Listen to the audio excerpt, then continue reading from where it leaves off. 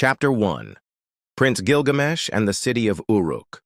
Thousands of years ago, where the mighty rivers Tigris and Euphrates flowed across the fertile lands, stood a grand and mighty city, Uruk, with high stone walls, marble streets, clear-flowing canals, and lively bazaars echoing with the sounds of life. Uruk was a marvel of the ancient world.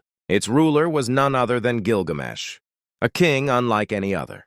Born of a mortal father and a divine mother, he was part man, part god. His body was mighty, his mind keen, and his strength unmatched, able to rip open gates with a single hand. But with all his glory came a great flaw, pride. Gilgamesh was arrogant, harsh to his people, using young men for war and oppressing women. The people cried out in sorrow. They raised their hands to the heavens and prayed, "Oh gods! Send someone to challenge Gilgamesh, someone to humble him!" Chapter 2. The Creation of Enkidu. The gods heard the people's plea. From the clay of the earth and the breath of the wilderness, they created a being, Enkidu. He was wild, untamed, and free, living among animals, drinking from rivers, knowing no city, no man-made rule. One day, a hunter saw Enkidu and was terrified. He returned to Uruk and informed the king. At the king's command, a wise woman was taken to the wilds to civilize Enkidu. Through her charm, Enkidu learned the ways of humankind, how to speak, eat, dress, and love. Now awakened to human knowledge, Enkidu was told of a tyrant king in Uruk. Filled with purpose, he journeyed to the city to challenge Gilgamesh himself. Chapter 3. From Rivals to Brothers. When Enkidu reached Uruk, he confronted Gilgamesh. They wrestled in the streets, an epic battle that shook the very ground. The crowd watched in awe. Blow for blow, they fought until Gilgamesh finally brought Enkidu to the ground. But instead of killing him, he reached out a hand. From that moment on, a bond of brotherhood was formed. Enkidu became the conscience Gilgamesh never had, and Gilgamesh became the strength Enkidu lacked. Together they were whole. Chapter 4. The Dangerous Quests. The two heroes swore to change the world. Their first mission, to slay the terrifying monster Humbaba, guardian of the cedar forest. Humbaba's breath was fire, his voice thunder. Together they entered the sacred forest, prayed to the sun god Shamash, and faced Humbaba. A great storm was sent from the gods to aid them. After a fierce battle, they struck down Humbaba. The earth trembled. Their fame spread. But danger followed. The goddess Ishtar, enchanted by Gilgamesh's beauty and strength, proposed marriage. Gilgamesh mocked her, reminding her of the fates of her past lovers. Furious, she begged her father to unleash the bull of heaven. The bull brought drought, earthquakes, and death. But Gilgamesh and Enkidu, united, defeated it. The gods, however, were not pleased. They had been insulted, and justice was to be served. Chapter 5. The Death of Enkidu.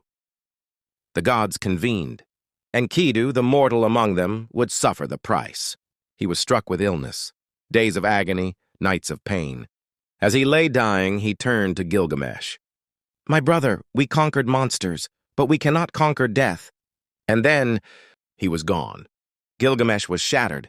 He roamed the wilderness in grief, wearing the skins of animals, weeping like a child. He touched the face of death and found only silence.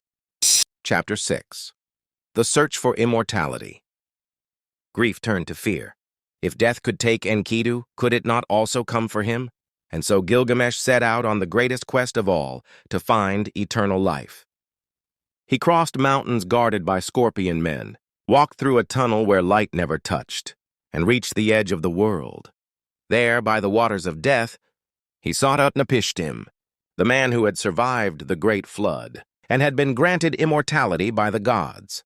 Utnapishtim listened to Gilgamesh's tale and spoke. "You seek what no man may have. Death is woven into the fabric of life. But I will test you. Stay awake for 7 nights. If you can defeat sleep, you may defeat death." Gilgamesh failed. As he slept, Utnapishtim's wife baked 7 loaves of bread to mark the days. When Gilgamesh awoke, the loaves were stone hard. Yet in kindness, Utnapishtim revealed a secret.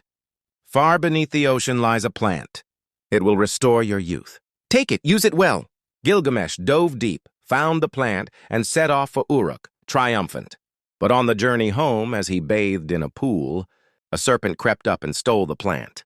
Slithering away, it shed its skin, renewed, leaving Gilgamesh broken once again. Chapter 7. Return and Wisdom.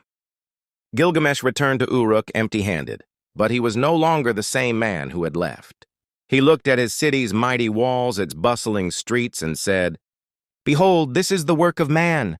Let my legacy be not in immortality of flesh, but in memory."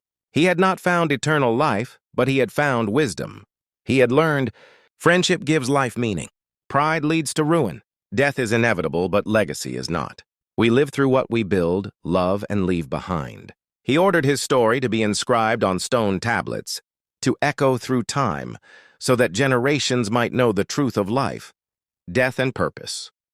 Final chapter. A voice across time. It is said that even today, when one sits alone by a river under the stars,